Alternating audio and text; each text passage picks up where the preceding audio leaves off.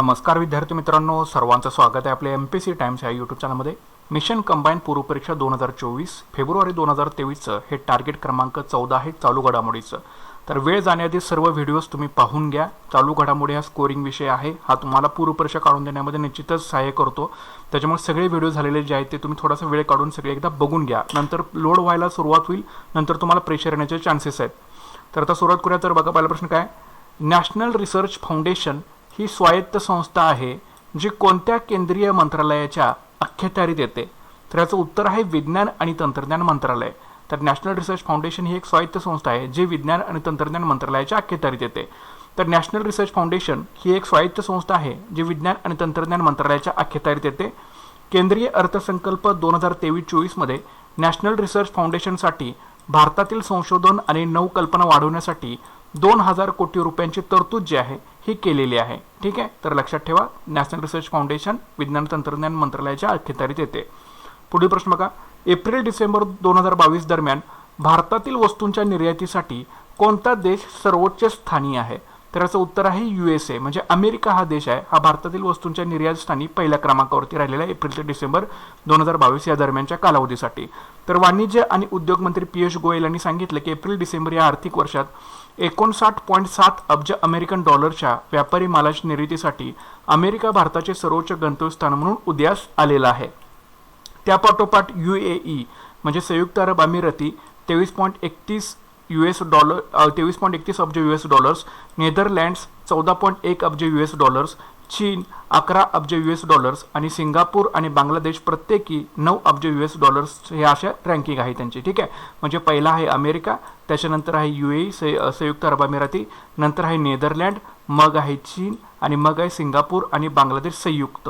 तर हे तुम्ही लक्षात ठेवा. निर्यातीसाठी पहिले जे क्रमानं जर तुम्हाला देश विचारले तर हे तुम्हाला माहीत असणं गरजेचं आहे. ठीक आहे, पुढील प्रश्न बघा, सेंट्रल बँक डिजिटल करन्सी सादर करणारा पहिला भारतीय रिटेलर कोणता? सेंट्रल बँक डिजिटल करन्सी सादर करणारा पहिला भारतीय रिटेलर कोणता? तर याचं उत्तर आहे रिलायन्स रिटेल, हा सेंट्रल बँक डिजिटल करन्सी सादर करणारा पहिला भारतीय रिटेलर आहे. तर रिलायन्स रिटेल ही सेंट्रल बँक डिजिटल करन्सी सादर करणारी पहिली भारतीय किरकोळ विक्रेता बनलेली आहे, ज्याला डिजिटल रुपया देखील असं म्हटलं जातं. कंपनीने मुंबईतील एका स्टोअरमध्ये डिजिटल रुपये वापरण्याचे प्रायोगिक तत्वावरती काम जे आहे ते सुरू केलं आणि येत्या 3 ते 4 महिन्यामध्ये रिझर्व्ह बँक ऑफ इंडियाच्या नियमानुसार ही सुविधा मुंबईतील सर्व स्टोअरमध्ये उपलब्ध करून देण्याची योजना जी आहे हे रिलायन्स रिटेल जी आहे ती आखत आहे. तर निश्चितच लक्षात ठेवा, सेंट्रल बँक डिजिटल करन्सी सादर करणारा पहिला भारतीय रिटेलर कुठला आहे? तर तो आहे रिलायन्स रिटेल. पुढील प्रश्न बघा, बातम्यामध्ये दिसणारे विहंगम वेब पोर्टल कोणत्या क्षेत्राशी संबंधित आहे? तर याचं उत्तर आहे ड्रोन तंत्रज्ञान या क्षेत्राशी हे विहंगम वेब पोर्टल आहे, लक्षात ठेवायचं आहे. तर coal India arm Mahanadi coal fields MCL ने कोळसा खाणीमध्ये पर्यावरण निरीक्षण, व्हॉल्यूम मापन आणि खाणीचं डिजिटल मॅपिंग करण्यासाठी ड्रोन तंत्रज्ञान जे आहे ते सादर केलेलं आहे. ड्रोन आणि ग्राउंड कंट्रोल सिस्टीमसह वेब आधारित पोर्टल विहंगम लॉन्च करून हे तंत्रज्ञान सादर केलं गेलेलं आहे. हे पोर्टल अधिकृत व्यक्तीला खाणीजवळील समर्पित इंटरनेट लीज लाईनद्वारे खाणीतून रिअल टाईम ड्रोन व्हिडिओमध्ये प्रवेश करण्यासाठी अनुमती देणार आहे. तर विहंगम वेब पोर्टल हे कशाशी संबंधित आहे? हे ड्रोन तंत्रज्ञानाशी संबंधित आहे, जे की Coal India arm Mahanadi coal fields MCLनं कोळसा खाणीमध्ये पर्यावरण निरीक्षण, व्हॉल्यूम मापन आणि खाणीचं डिजिटल मॅपिंग यासाठी ड्रोन तंत्रज्ञान जे आहे ते सादर केलेलं आहे. तर हे विहंगम लॉन्च करून तंत्रज्ञान जे आहे ते सादर केलं गेलं. ठीक आहे, आणि हे पोर्टल अधिकृत व्यक्तीला खाणीजवळील समर्पित इंटरनेट लीज लाईनद्वारे खाणीतून रिअल टाईम ड्रोन व्हिडिओमध्ये प्रवेश करण्यास अनुमती देईल. सो विहंगम वेब पोर्टल ड्रोन तंत्रज्ञानाशी संबंधित, लक्षात ठेवून घ्या. पुढील प्रश्न बघा, कोणत्या देशाने 2025च्या आंतरराष्ट्रीय पुस्तक मेळ्यात भारताला थीम देश म्हणून घोषित केलं? तर याचं उत्तर आहे स्पेन या देशाने 2025च्या आंतरराष्ट्रीय पुस्तक मेळ्यामध्ये भारताला थीम देश म्हणून घोषित केलेलं आहे. तर 2025मध्ये माद्रिद आंतरराष्ट्रीय पुस्तक मेळाव्यात देशाचे स्पेनचे राजदूत जोस मारिया रिडाओ यांनी भारताला थीम कंट्री म्हणून आमंत्रित केलं जाईल असं सांगितलं. नुकत्याच सुरू झालेल्या 46व्या आंतरराष्ट्रीय कोलकाता पुस्तक मेळ्यामध्ये स्पेन जो आहे हा थीम देश आहे.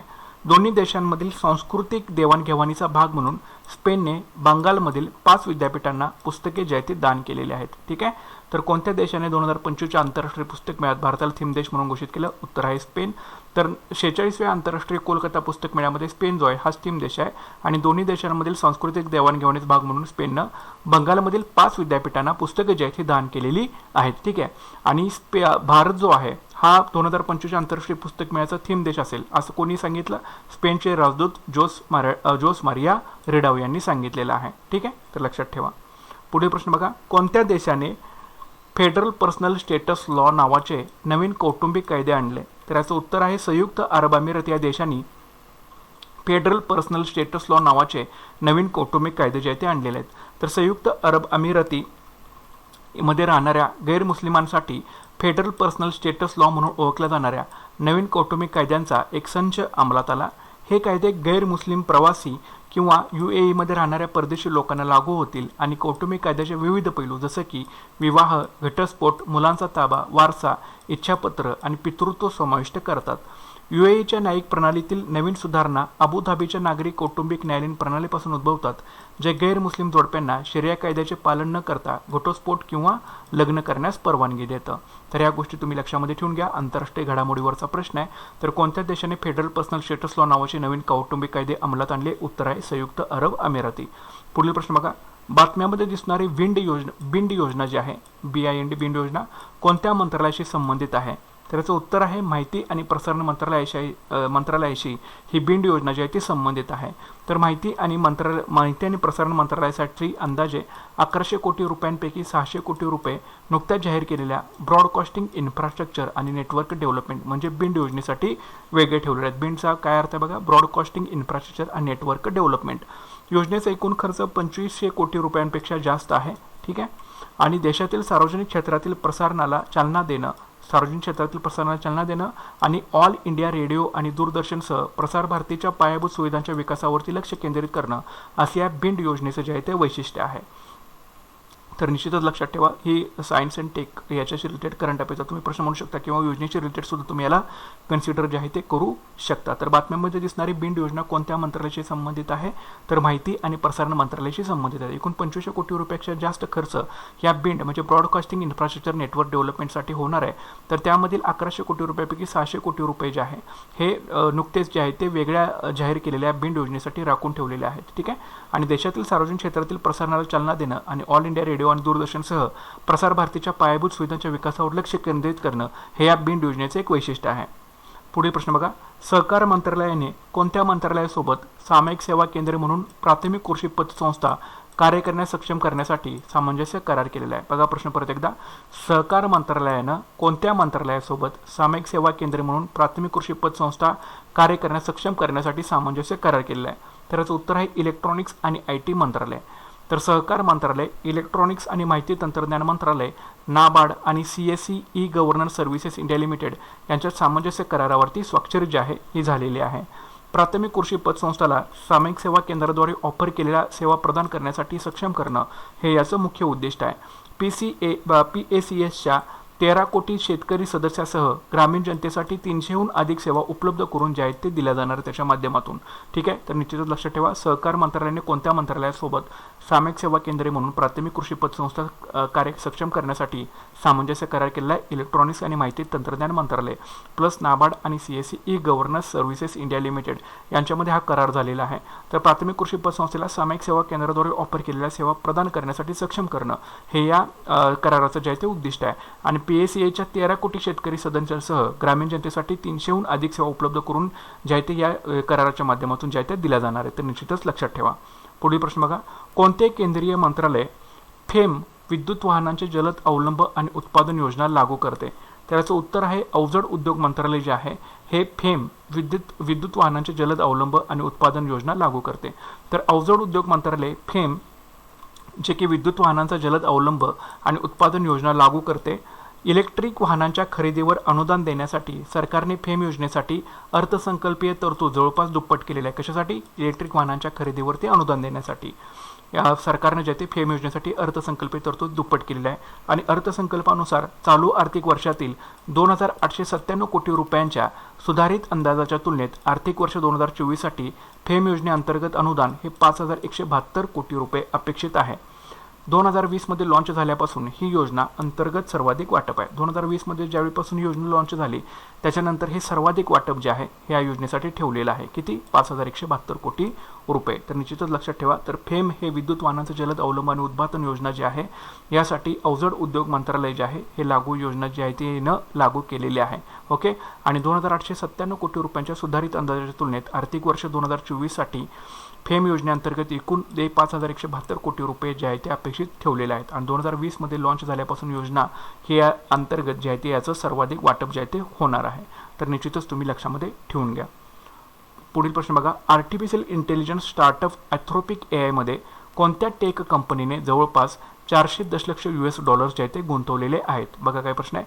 आर्टिफिशियल इंटेलिजन्स स्टार्टअप अँथ्रोपिक AI मध्ये कोणत्या टेक कंपनीने जवळपास 400 दशलक्ष US$ जे आहे ते गुंतवलेले आहेत. याचं उत्तर आहे गुगल.